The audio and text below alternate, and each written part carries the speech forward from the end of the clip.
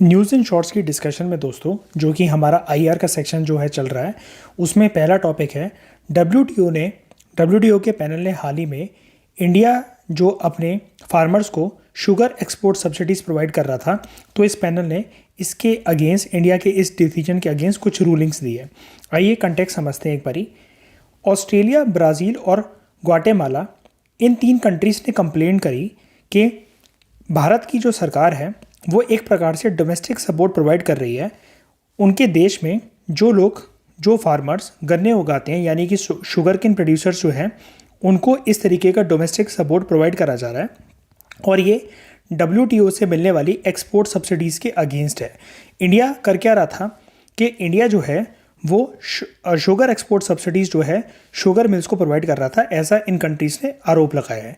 हुआ क्या, आरोप लगाने के बाद डब्ल्यूटीओ के पैनल ने ये रूल करा, इस पैनल ने ये फाउंड करा कि जो इंडिया है वो एक एग्रीमेंट है दोस्तों, डब्ल्यूटीओ का एग्रीमेंट ऑन एग्रीकल्चर, एओए के नाम से ये फेमस है, काफ़ी ज़्यादा न्यूज़ में आता रहता है। इसके अंतर्गत जो भी डब्ल्यूटीओ की मेंबर कंट्रीज़ हैं उनको कुछ ऑब्लिगेशंस निभानी पड़ती हैं। तो इस पैनल ने ये रूल करा, जब इन तीन कंट्रीज़ ने, ऑस्ट्रेलिया, ब्राज़ील और ग्वाटेमाला ने रूल करा कि इंडिया जो है अनफेयर तरीके से रूल कर रहा है, इस एग्रीमेंट ऑन एग्रीकल्चर की ऑब्लिगेशंस को नहीं निभा रहा है।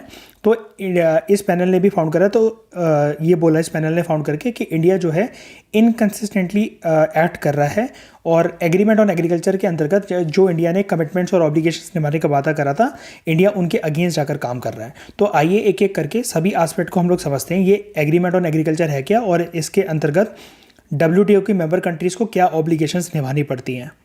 अब देखिए दोस्तों, डब्ल्यूटीओ के अंतर्गत ना एक वॉर चलता रहता है डेवलप कंट्रीज़ के बीच में और डेवलपिंग, या फिर अगर हम लोग ऐसा कहें कि इमर्जिंग इकोनॉमीज़ के बीच में ये वॉर चलता रहता है कि जो डेवलपिंग और इमर्जिंग इकोनॉमीज़ हैं वो एक तरीके से अपने फार्मर्स को सपोर्ट प्रोवाइड कराने का काम करती हैं, जिसको डोमेस्टिक सपोर्ट कहा जाता है।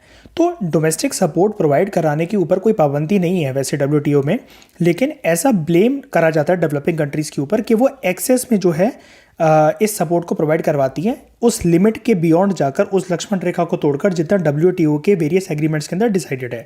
ऐसे ही कुछ इस शुगर केन, या फिर अगर हम लोग कहें कि शुगर एक्सपोर्ट की जो सब्सिडी की डिबेट है, इसके अंदर हमें देखने को मिला। जैसे एग्रीमेंट ऑन एग्रीकल्चर जो है वो एक प्रकार से कंट्रीज़ को बांध देता है कि उनको स्पेसिफिक कमिटमेंट्स और ऑब्लिगेशंस निभानी पड़ेगी कि वो अपने डोमेस्टिक प्रोड्यूसर्स को कितना सपोर्ट और कितना प्रोटेक्शन दे रहे हैं, ठीक है। और स्पेसिफिकली दो मामलों में, एक्सपोर्ट सब्सिडीज़ के मामले में और मार्केट एक्सेस के मामले में। अब हमारे देश में जो domestic support sugar cane producers के मामले में, मतलब गन्ना उगाने वाले फार्मर्स के मामले में, अगर हम लोग बात करें कि डोमेस्टिक सपोर्ट किस वे में मिलता है, तो ये टर्म अक्सर आप दोस्तों सुनते होंगे, फेयर एंड रीम्यूनरेटिव प्राइसेस की फॉर्म में मिलता है हमारे फार्मर्स को सपोर्ट, जो कि गन्ना उगाते हैं। जैसे क्रॉप्स के लिए एमएसपी अनाउंस होता है, ऐसे ही शुगर केन के लिए दोस्तों फेयर एंड रीम्यूनरेटिव प्राइसेस अनाउंस होता है। और वेरियस स्टेट गवर्नमेंट जो हैं, वेरियस विभिन्न राज्यों की जो सरकारें हैं, वो स्टेट एडवाइज्ड प्राइसेस अनाउंस करती हैं। इसके अलावा कुछ स्टेट लेवल इंसेंटिव्स भी दिए जाते हैं फार्मर्स को। जो फेयर एंड रीम्यूनरेटिव प्राइसेस दोस्तों जो होते हैं ना, आप यहाँ पर देखिए, आपको ज़्यादा बेटर क्लैरिटी मिलेगी। वो एक प्रकार से, जैसे सरकार एमएसपी के अंदर वादा करती है कि फसलों के उचित दाम जो हैं, आप अगर हम अपनी फसल को लाके सरकारी मंडियों में अगर बेचेंगे तो आपको एमएसपी के तहत उचित दाम जो है अपनी फसलों के मिलेंगे।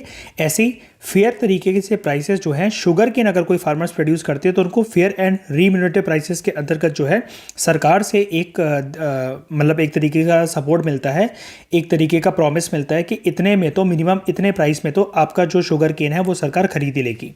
इंडिया की जो एक्सपोर्ट सब्सिडी है ना, जो कि शुगर केन प्रोड्यूसर्स को दी जाती है, उसके अंतर्गत इंडिया की कुछ स्कीम्स चलती हैं दोस्तों, आप इसको नाम याद रख सकते हैं इन स्कीम्स का। Production assistance scheme, buffer stock scheme और मार्केटिंग एंड ट्रांसपोर्टेशन स्कीम। इसके रिस्पॉन्स में जो कि डब्ल्यूटीओ ने आरोप लगाया इंडिया के ऊपर कि इंडिया ने एग्रीमेंट ऑन एग्रीकल्चर के विरुद्ध जाकर काम करा है, उसके अगेंस्ट जाकर काम करा है, तो इंडिया का ये कहना था कि जो सपोर्ट उसने अपने मार्जिनल और स्मॉल फार्मर्स को दिया वो डब्ल्यूटीओ की कमिटमेंट्स के अंतर्गत ही था और इंडिया ने किसी भी बातों को तोड़ा नहीं है। अब दोस्तों हम लोग जान लेते हैं कि ये कमिटमेंट्स हैं क्या एग्रीमेंट ऑन एग्रीकल्चर के ऊपर, जिसको बार बार बोला जा रहा है एओए की कमिटमेंट्स।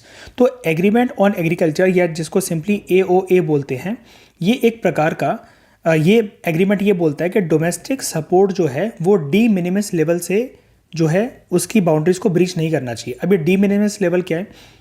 डेवलप्ड कंट्रीज़ जो हैं एक्सपोर्ट सब्सिडीज़ प्रोवाइड कर सकती हैं अपने फार्मर्स को up to the 5% of the total production. और जो डेवलपिंग कंट्रीज़ हैं, अब क्योंकि वो इमर्जिंग इकोनॉमीज़ होती हैं तो उनके लिए जो है विंडो ओपन है 10% ऑफ द टोटल प्रोडक्शन की। ठीक है, तो पहली ऑब्लिगेशन तो ये है। दूसरा ये भी बोल रखा है कि यहाँ पर देखिए यहाँ पर लास्ट लाइन जो है इसकी कि WTO के दोस्तों, एक तो ये एग्रीमेंट हो गया, एग्रीमेंट ऑन एग्रीकल्चर। ऐसे ही एक और एग्रीमेंट है, agreement on subsidies and countervailing measures. इस एग्रीमेंट के अंतर्गत ये बोल रखा है कि WTO की जो मेंबर कंट्रीज हैं वो हर किसी एग्रीकल्चर प्रोडक्ट पर एक्सपोर्ट सब्सिडीज़ नहीं दे सकती हैं, सिर्फ लिमिटेड प्रोडक्ट्स पे ही दे सकती हैं।